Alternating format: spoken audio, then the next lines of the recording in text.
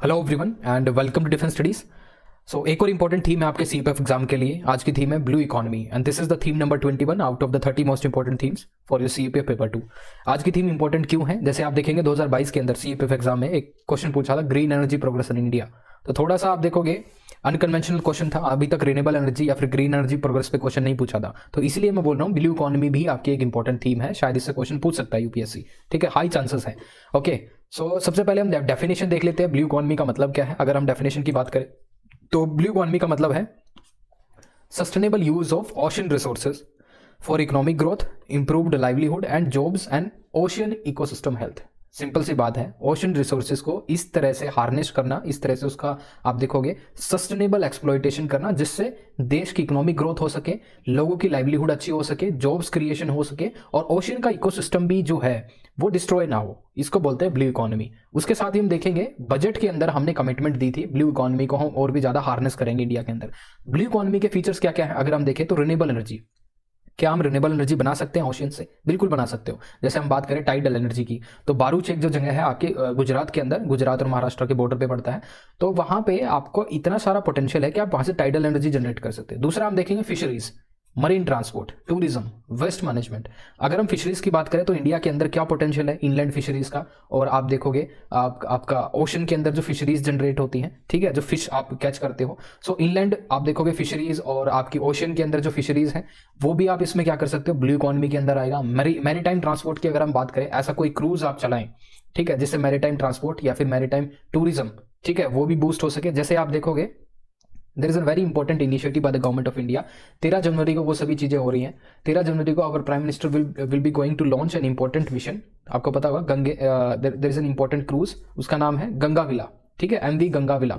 बहुत इंपॉर्टेंट है, 51 डेज की जर्नी रहेगी। That will be started from I think Varanasi से वो स्टार्ट होगा और 27 रिवर सिस्टम से वो होके गुजरेगा, बांग्लादेश से होके, फिर then it will go to the Dibrugarh Assam में, ठीक है, उसकी जर्नी वहां पे एंड होगी। और इसमें बोला गया कि पर डे 25,000 का इसमें खर्चा आएगा and most of the tourist here इस पर्टिकुलर जर्नी के लिए जिन्होंने रजिस्टर किया है वो सभी सिंगापुर से हैं लगभग, ठीक है, बाकी इंडियंस भी हैं। सो बहुत इंपॉर्टेंट जर्नी रहेगी। ये मैं आपका एग्जांपल बता रहा हूँ इनलैंड ट्रांसपोर्ट सिस्टम का, ठीक है। लेकिन ऐसा ही क्या ओशन के अंदर भी कोई मरीन आपका दिस मरीन टूरिज्म या फिर ऐसा कोई टूरिज्म आप वहां पे चला सकते हो? बहुत इंपॉर्टेंट है। वेस्ट मैनेजमेंट की अगर हम बात करें, जैसे अभी एक ऑयल स्पिलेज वाली जो घटना हुई थी हमारे Sri Lankan near Sri Lankan international waters के पास, ठीक है, तो ऑयल स्पिलेज एक प्रॉब्लम है, ये नहीं होनी चाहिए। दूसरा आप देखोगे मरीन डेब्रिस, उसको कैसे कम किया जाए। आपने देखा होगा अटलांटिक ओशन के अंदर एक छोटा सा सी है, सार्गासो सी, ठीक है, वहां पे भी एक बहुत बड़ी प्रॉब्लम है regarding the marine debris.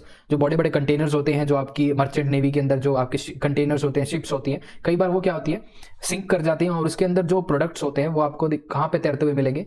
Oceans के अंदर, ठीक है। तो उस सिचुएशन से कैसे हमें डील करना है।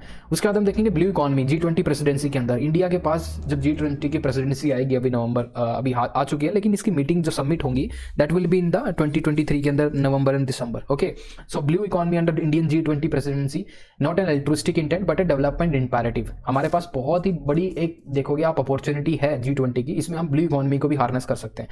अब देखते हैं ये हमारा blue economy is why it is important. अगर इसके अंदर हम बात करें, क्योंकि ocean cover around 75% of the earth surface, ठीक है, 75% ओशियन क्या है, अर्थ का सरफेस क्या है, पूरा कवर किए हुए है। इसमें हमें देखना है how in this circumstances we can protect our biodiversity at the same time cool planet and absorb 30% CO2 emission. देखिए ये जो ओशियन है it basically saves our biodiversity, it also helps in maintaining the temperature of the earth, it absorb 30% of the CO2। So इसीलिए ocean जो है बहुत ज्यादा important है।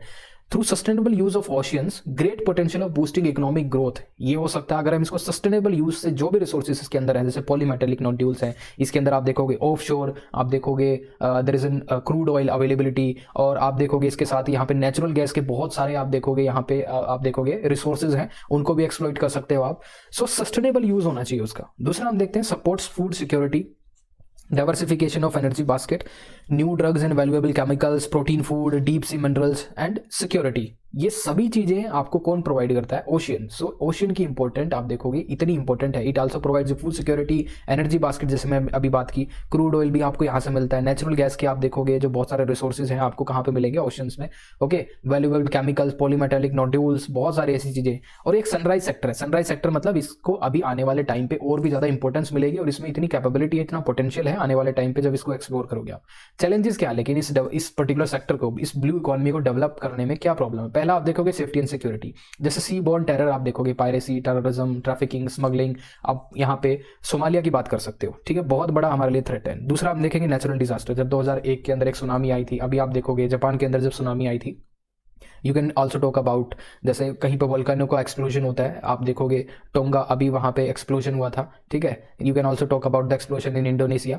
तो ये सभी जब एक्सप्लोजन होता है, सुनामी जब आते हैं, तो हमारी ब्लू इकॉनमी का पूरा खतरा है। उसके बाद हम देखेंगे impact of climate change, sea level rise हो रहा है, जो आइलैंड नेशन है वो सब सबमर्ज होते जा रहे हैं उसके अंदर, then it is also threat to our this blue economy. उसके बाद आप देखो कि मरीन पॉल्यूशन, बैलेस्ट वाटर, जो शिप के अंदर जो बैलेस्ट वाटर होते हैं वो मरीन पॉल्यूशन करते हैं। सपोज जो बैलेस्ट वाटर है, जो शिप ने जैसे पानी एब्जॉर्ब किया कहाँ से, आप देख सकते हो अफ्रीका के आसपास उसने क्या किया, पानी को अंदर लिया, ठीक है। लेकिन उस पानी के साथ ऐसी कोई स्पीसीज आ गई, एक इन्वेजिव स्पीसीज आ गई, जब वो शिप इंडियन ओशन में आई तो वहां पे जाके उसने जो बैलेस्ट जो वाटर है उसको दोबारा से रिलीज किया, वो इन्वेजिव स्पीसीज वहां आके रह गई, ठीक है। तो वो इन्वेजिव स्पीसीज जो है मे भी सुपीरियर हो सकती है, ठीक है। उस सभी जो चीजें वहां पे देखोगे इंडियन ओशन के आसपास जो इकोसिस्टम उसको डिस्ट्रॉय कर सकती है। तो मरीन पॉल्यूशन कर सकती है, oil spills, solid waste, wildlife collisions, right, over exploitation of marine resources. ये सभी चीजें क्या हमारे लिए एक बहुत बड़ा कंसर्न है, चैलेंज है, इसको हमें देखना होगा। अब ब्लू इकॉनमी फॉर इंडिया की अगर हम बात करें, इंडिया में क्या क्या फीचर्स हैं? जैसे इंडिया की एक बहुत बड़ी कोस्ट लाइन है 7516.6 या फिर 8, ऐसे भी आप कर सकते हो। 9 स्टेट्स को टच करती है, 2 million square kilometre economic, this exclusive economic zone है।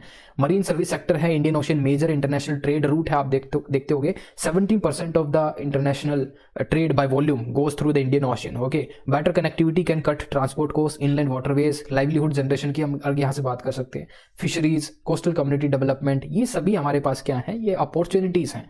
यहाँ से हम लाइवलीहुड जनरेशन कर सकते हैं with the help of blue economy, fishery sector को डेवलप कर सकते हैं, coastal community development, there is an important this thing, blue beaches का भी कंसेप्ट यहाँ पे है। एनर्जी सिक्योरिटी को कैसे हार्नेस कर सकते हैं। Now ecological resilience, blue SME, small and medium enterprises, क्या हम ऐसे छोटे छोटे एंटरप्राइजेस खोल सकते हैं। दूसरा हम देखेंगे पोर्टलेट ग्रोथ, हमने शुरू की है, सागरमाला मिशन आपने सबने सुना होगा। So developing inland waterways, coastal shipping, revolutionise coastal logistic and create new jobs, right. Development of coastal community, again ये उसी का एक एग्जाम्पल है। Now the conclusion will see SDGs 14। SDG 14 क्या है? I think it is life under water. दूसरा हम देख सकते हैं Gandhian approach of balancing benefit with sustainability of meeting broader goals of the growth, employment generation, equity and environment protection. ये चीजें आपको भूलनी नहीं है। You can also apply this Gandhian approach, ठीक है। गांधीयन अप्रोच को यहाँ पे डाल सकते हो, सस्टेनेबल डेवलपमेंट ग्रोथ को यहाँ पे डाल सकते हो, employment generation, equity, environment protection, ये सभी चीजें हमें ध्यान रखनी होगी। अगर हम ब्लू इकोनॉमी बना भी रहे हैं तो ये चीजें कॉम्प्रोमाइज ना हो, equity, environment protection. India should not look at its ocean as just water bodies but as a global stage for continued economic, social and cultural dialogue. तो इस तरह से आप इसको एंड कर सकते हो, राइट। दूसरा आप इसके अंदर वो भी डाल सकते हो कि इंडिया का एक मिशन है, ग्रीन हाइड्रोजन मिशन, एक critical for India's net zero journey, ठीक है। So this is all in this video, बहुत इंपॉर्टेंट वीडियो है ग्रीन इकोनॉमी। बस आपको एक आइडिया चाहिए क्या क्या इसका इंट्रोडक्शन हो सकता है, क्या क्या इसके अंदर चैलेंजेस है, कंक्लूजन कैसे करेंगे, तो आप ये छोटी छोटी चीजें आपको याद रहेगी तो easily you can write. Okay, इसके साथ आप करंट न्यूज़ को कनेक्ट करके, इसके साथ कोई इंटरनेशनल एग्जाम्पल को कनेक्ट करके आप अपने ऐसे को अच्छे से लिख सकते हो। कोई कोट आपको याद आए, कोई इंपॉर्टेंट कमेटी की रिकमेंडेशन आपको याद आए, चीजें और भी ज्यादा एक्सप्लोर कर सकते हो, और भी ज्यादा एक्सपेंड कर सकते हो, ठीक है। So thank you for watching the video. कोई डाउट हो तो यू कैन कमेंट डाउन, हम वहां से आपका आंसर कर देंगे।